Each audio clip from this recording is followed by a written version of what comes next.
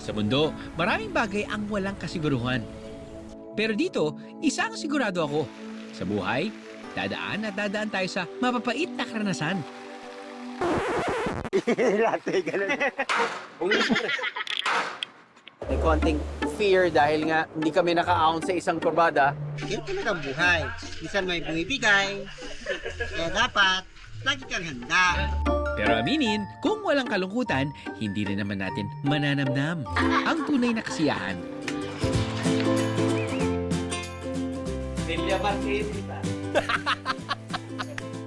I guess that's the beauty of life, Vijeros. Emotions shouldn't be planned. It should be just accepted and felt.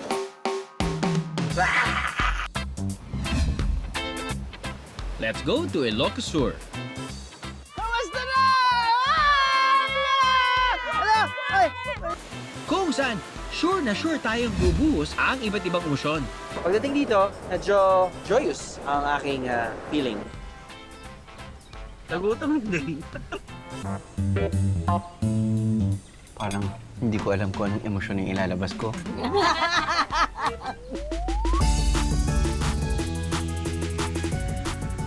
Tara na, Vijeros.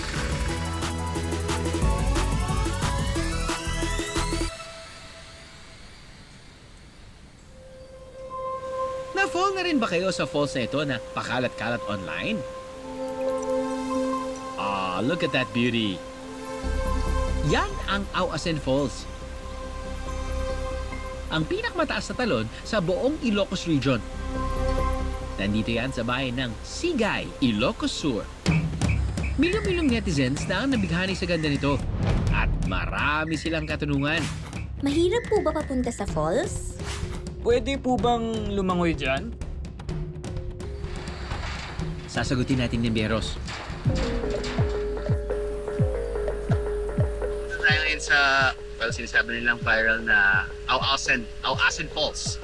So, malalaman natin kung may hit yung expectation natin versus dun sa na-experience natin. Mula sa jump-off point, nasa 2 kilometrong lakaran bago marating sa mismong Auasen Falls.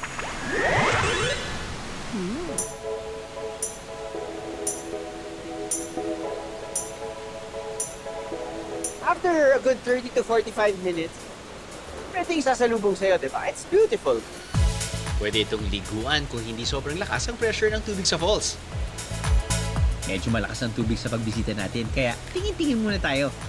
I'm sure there are safety concerns dahil nga medyo malakas ang agos ng tubig ngayon. Tinawag ko kung full year round ba ganito? Partly hindi. Dahil nga tag-ulan ngayon, malakas yung pressure, malakas yung waterfalls. Pag hindi tag-ulan, hindi rin naman waterfalls, walang yung intensity, iba yung pressure. Hindi man ako nakalangoy, parang nakaligo pa rin ako rito. Yung mist kasi, I guess it's part of the charm. Pagdating mo kasi dito wala pang mist. Pero pagdating doon, kala mo umuulan constantly. It's such a nice feeling. Yung mismong terrain ay, alam mong diniligan. I mean, constantly, kaya ang ganda ng bunga ng grass. So, I think ito yung nakita ko sa social media. Probably, in-adjust na nila yung color, yung ganda na ng filter. But still, kahit na walang filter yung mata, naturally, ang ganda ng ganda visually. May konting paakyat, pero ito paano, a few minutes of elevation drop. Nakita mo, sinimento na, may riles, so ito paano, wala kayong kailangan katakutan. Pagdating dito, medyo joyous ang aking feeling. Pagkatapos mapa-aw sa trek, na lang kayo sa ganda ng Auasen. Marami mong videos ang makikita online. Iba pa rin talaga kapag tayo na mismo ang nandito. Paniguradong iba't ibang emosyon ang mararamdaman. Tama pa ba itong decision ko? Kasi medyo takot po ako sa heights eh. Pagdating dito, look at that! Bago kasi makarating sa jump-off point ng trekking, may konting biyahe pa ng sasakyan. Kaso, super paahon. Di pa yan natapos sa paahon ha. Abay, inulan din kami. Sisip! Nutok nyo na. Pinag-trick nyo pa. Pinakaban nyo. Pinakapan nyo pa. Ito na. Kakapalitan na po tayo ng gulong dito. Oh, asin. Asin. And it's many emotions. Ito na yun. Shoutout sa mga palaban naming drivers. Halo-halong emosyon, tatawanan lang natin para ang ending. Masaya pa rin. Kapag pupunta sa Awasen Falls, dapat makipag-ugnayan sa mga lokal biyahero. Itong Awasen, matagal na to na nandito. Pero nag-viral lang siya last year. Dahil sa may mga bisita na nagpunta tapos nag-post sa social media, pwede silang mag-hire ng sasakyan pupunta dito. O yung iba naman, nag-ano sila sa mga tour organizers, nakiki-join sa mga joiners. Dahil sa pag-viral ng falls, lumakas ang hanap buhay ng mga lokal. Siyempre, dumami yung mga nakinabang sa turismo, katulad ng mga maliliit na negosyo, mga nagtitinda ng pagkain. Yung mga tour guide, nagkaroon ng hanap buhay. Unang destination pa lang natin dito sa Ilocos Sur, may roller coaster of emotions na ano. Kaya ang susunod nating susubukan, itong literal na roller coaster zipline.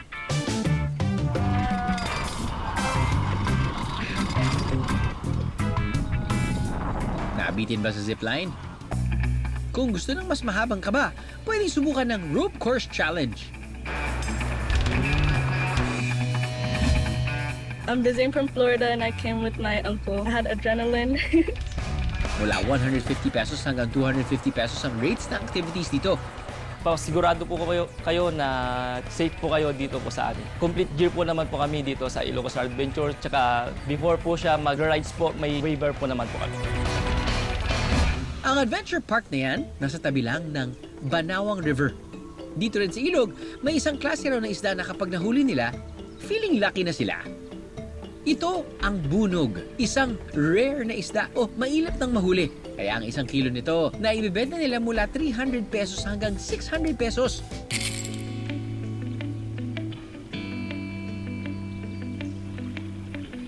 Pinoli, paano kayo nanguhuli ng bunog? Yung kanyang namin, yung barikbek namin. Yung Barikbek? Oo. Okay, yun yung Yun ang manguhuli ng hipon at saka bunog. gano'ng kadami pong mga barakbak na iniiwan nyo? Mga 200, sir. 200? Oo, sir. Tapos ilan ho kayo nag-harvest? Ako na lang, sir. Ako na lang yung isa yung 200. Nakakalat po yan lahat dyan. Oo, sir. Bawat harvest nyo po, nakakailan kilo ho kayo? 200 ng 2 kilo lang makuha na lahat. 200, tas 2 kilo lang po yon. Oo, sir. Alas 4 ng umaga raw sila nagiiwan ng trap dito sa ilog. Ngayong araw, sasamahan ko si Kuya Noli sa pag-check sa mga ito. Nanonood dito! Yung crew ayaw mabasa! Siguro pa lang ng tubig ay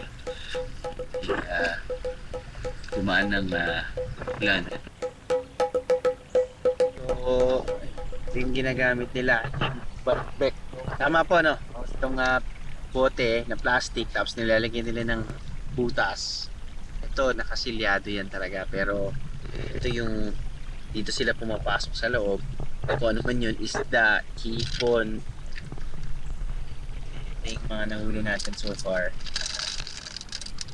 Shells, aso.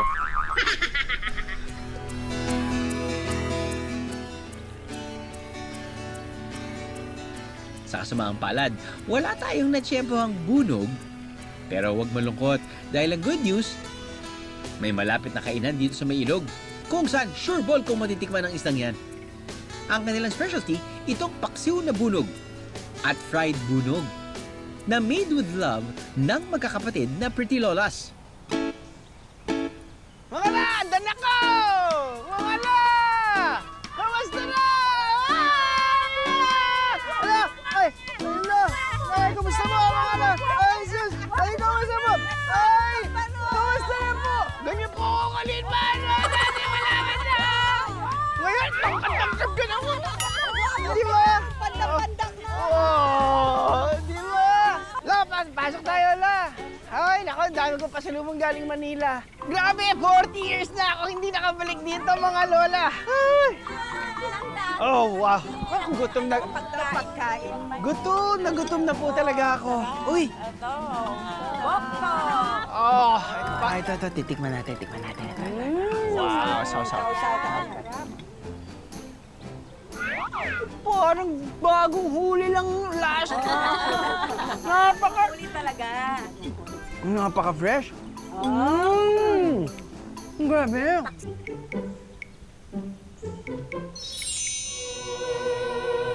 Parang hindi ko alam kung anong emosyon yung ilalabas ko. Sila ang Leones Sisters ng Bantay, Ilocos Sur. Sama-sama silang nagtutulungan sa kanilang karinderya. Para sa mga hindi nakakaalam, para sa mga biyerong nanonood, pwede niyo po bang ipakilala yung mga pangalan niyo? Ako si Yolanda Malana, tagaluto dito sa Lovinas Restaurant. Ako na nga, Perlita. Ang panga-nickname ko, Perling. Perling. Ang pugi-pugi yung apo namin. Ay, sus! Lola naman, ako po ba yung pinag-uusapan niyo? Marami na ho kayo. May 5 na ho kayong apo. I mean, apo. Ano ba apo sa tahod? Ayun! Ito ang pinakapugi na apo namin. Ay! Ano naman? Ako po si Nora, ang tagahiwa dito sa Lovinas Restaurant. Tagahiwa. Tagahiwa ng karne. Ako naman si Esther ang bida. Tagahugas. Ako si Lovina, taga-grocery and taga-sundukan niya, the driver da. Wala pa ako masyadong nakikita ganyang kadami na magkasama kayo ngayon sa edad nyo na 40s and 50s, no? 77. 77! Osa! Apo! 72. 72! 69. 69! 71. 71, nanay. 65. Oh my God. Mahigit 2 dekada na mula nang buksan nila ang kainang ito.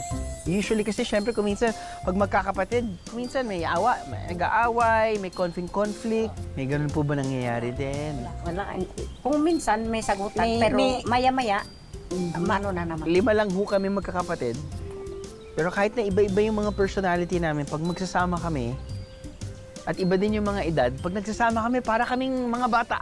Kumbaga, parang yung nagtatawanan lang kami. Ito na lang po, ano po yung, sa tingin niyo, ano po yung best part ng inyong, I guess, samahan na nag-ooperate kayo ng isang restaurant? Ano po yung best part? Nagtatawanan kami, naglulukuhan kami, nagmamarites kami. Yun! Marites. Nagmamarites kayo. Ikaw siguro ikaw gumawa ng term na yan, no, Marites? Ang sweet naman ng samahan ng magkakapatid na ito, no? Parang gusto ko tuloy ng dessert. Kailangan lang natin i-rate yung mga pagkain na babanggitin sa atin. Pero paano natin i-rate? I-rate natin gamit yung I think nag-viral na post ni Alden. Yung parang ganyan. L. Tapos ng lawit dila. Yan. So kapag hindi nyo trip masyado, yung dila dapat sumisilip lang. Pero pag gustong-gusto nyo, Takip na ng mga mukha. Anong rating niyo sa halo-halo? Pastillas. Leche flan. Buko pandan. Polvoron. lahat naman masarap eh. Maruya. Kakanin. May espesyal na lugar na talaga sa puso nating mga Pinoy ang kakanin, no? Dito sa bayan ng Santo Domingo, niluto raw ng may pagmamahal ng mag-asawang nakilala namin ng sikat na tinubong. Isang uri ng kakanin na nasa loob ng kawayan. Special na handa ng mga Ilocano po, itong klaseng kakanin na tinubong. Napapansin namin na ito yung quite dying native delicacy ng buong Ilocos. Kaya napagtanto namin mag-asawa na ito ay ipakilala din namin yung mga kababayan natin. Nakapagbibigay daw ng kakaibang flavor sa kakanin ng lalagyan ng kawayan. Isasaling ito sa init ng kalahating oras hanggang 1 oras. Yung spirit po ng Pasko ay laging nasa amin po pag nagluluto kami. Pero yung aroma niya, pag naamoy mo, alam mo na klaseng kakanin na tinubong na po. Nang dahil sa tinubong, napagtapos nila ng pag-aaral ang 4 na anak. Lumaki na rin ng lumaki ang kanilang negosyo. Patikim nga ng bestseller na tinubong na yan. Teka, isipin na natin para natin buksan.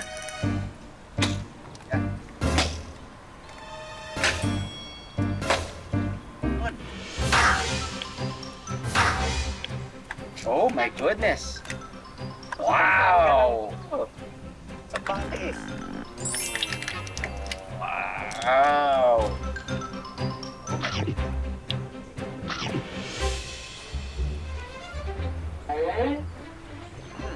Ano? Grabe! Para siyang tinupig. Ay, tinupig. Kung noon, tuwing magpapasko lang inihahanda ang tinubong. Ngayon, all year round na itong pwedeng bilhin. Kung usapang seasonal, may exotic flower dito sa Ilocos Sur na tuwing June hanggang November lang sagana. Itong sabidukong. Isa itong wild vine flower na tumutubo sa gubat tuwing tag-ulan. Dito sa Salcedo Public Market, nakilala namin si Nanay Elsa. Sa 2 dekada niyang pagtitinda rito, sabidukong daw ang isa sa pinakamabilis niyang maubos na tinda. Itong sabidukong once a year lang kasi namumulaklak, kaya maraming bumibili po sa isang taon. Masarap daw itong gawing salad. Ilaga muna, lagyan ng kamatis at saka sibuyas bagoong. Kawasan ng talbos ng pitsay. Para sa akin, masarap yung adong sabidukong, maraming protina po yun. Appetizer, check.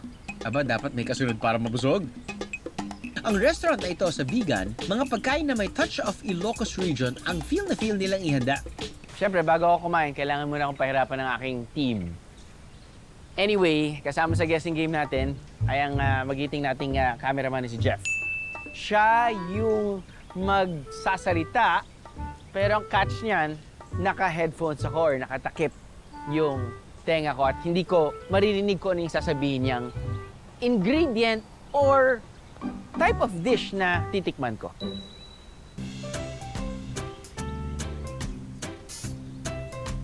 Okay tayo, sir? Hindi ako pinapasin.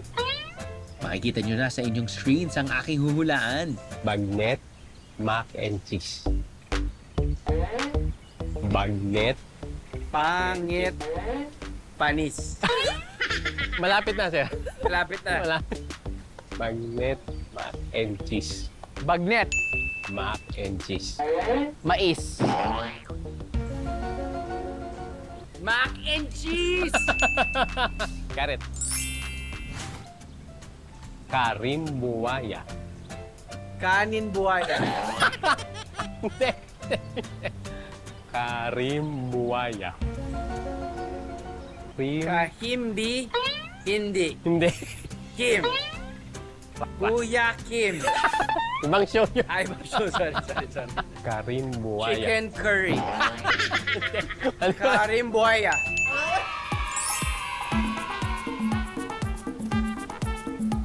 Ang karimbuaya ay isang herb na sikat dito sa Ilocos region. Teka nga, patikim muna nga ng mga yan. Ay, oo. Panalo to.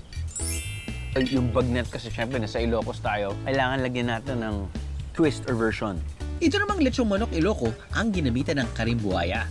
Normally kapag may roast ng meat, kapag sa chicken or beef or pork, nakasanayan natin na may sinastuff sila sa loob, you know, herbs and spices, kuminsan tanglad, and whatever man, kung anong papasukin yun. Ito, ang ginamit nila ay,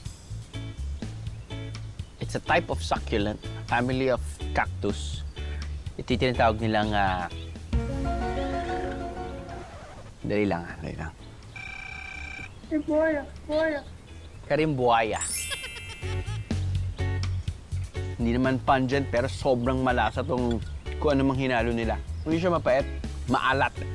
Siyempre, nilagyan na to ng pampalasa, pero eto kasi, what's up, Doc? wala naman siyang lasa. Sa dami ng naramdaman natin sa paglibot sa Ilocos Sur, Hindi pa todo yan, ha? Dahil dito sa bayan ng Sabang, na surfing capital ng Ilocos Sur, mamamangha at lalamigin daw tayo. How true? Ang sinadya kasi natin dito, itong bagong klase ng diving.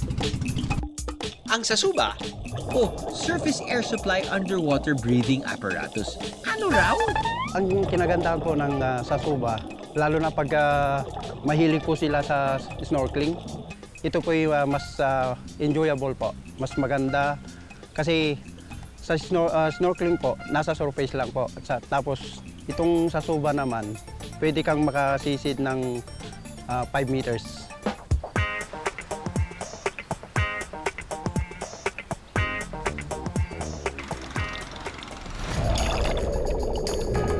Perfect ang Sasuba para sa mga hindi pa komportabling mag-freedive at mag-scuba dive. Hindi tulad ng snorkeling, mas may chance ang makita ng mas malapit ang coral speros.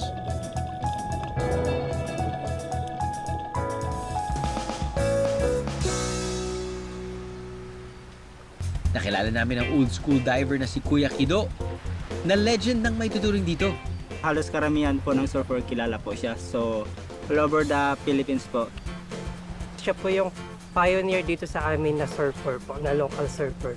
Dahil sa magiging iconic ni Kuya Kido, pinangalan sa kanya ang surf spot dito, ang Kido's Point. Sobrang happy po kasi buhay pa ako. Meron na akong pangalan na spot. Pero bukod sa pagiging old school surfer, dive master din itong si Kuya Kido. Kaya kung maisipan yung subukan ng Sasuba, kilala niyo na kung sino ang lalapitan, ha?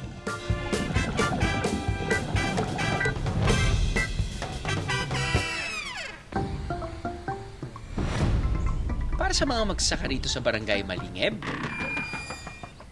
nasusubok daw ng mga pesteng ito, lalo na kapag tagulan. Ito ang ararawan o mole crickets. Pero ang ibang lokal, minumukbang ito. Uy, sali ako dyan. Ito ay deep fried with garlic. Ito ay inadobo. O ba, parang mani lang, no? Ay, di papakinan natin parang mani. Pero, iba yung execution. Kailangan with feelings.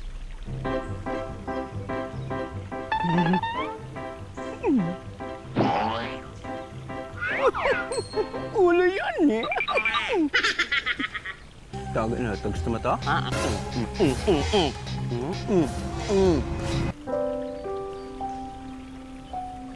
Ang sarap ng suka pati adobo. Soy sauce, pati suka.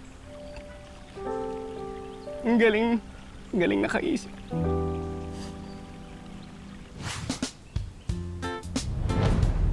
Para sa mga magsasaka rito sa Barangay Malingeb, hindi na nila kailangan malungkot. Dahil ang Ararawan King na si Jong nandito na to save the day. Ang kanyang special skill, manghuli ng mga ararawan.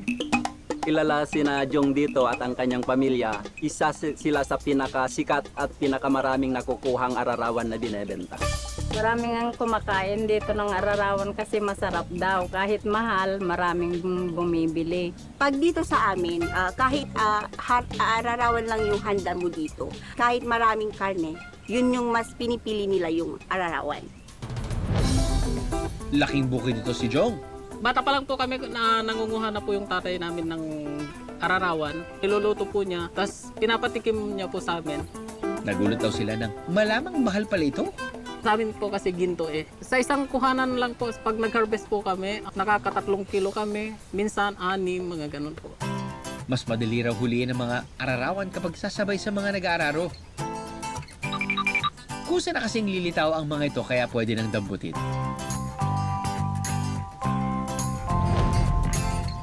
Inuulam po namin, tapos sa pangpulutan masarap rin po. Sa aming mga Ilocano po. Yung ararawan po kasi parang napaka-special po.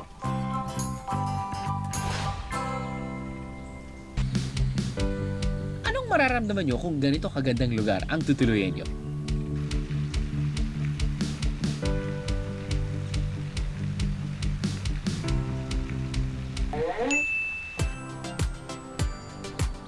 Sa aesthetic pa lang ng lugar na mala Santorini Greece ang vibes. Panalo na, Beros. If you want to come here just to have a day tour, to come to have lunch or dinner, you can enjoy the facilities. Meron din silang zoo animals dito.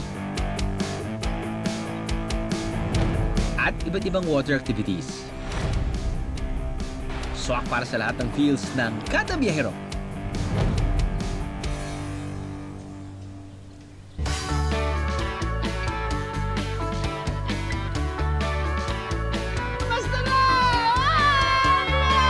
Mapabiyahe man o sa buhay, may mga detalye tayong hindi na matatandaan. Pero sa biyahe natin dito sa Ilocos Sur, ang mananaig at tiyak na laging maalala ay kung ano ang ating naramdaman sa bawat karanasan.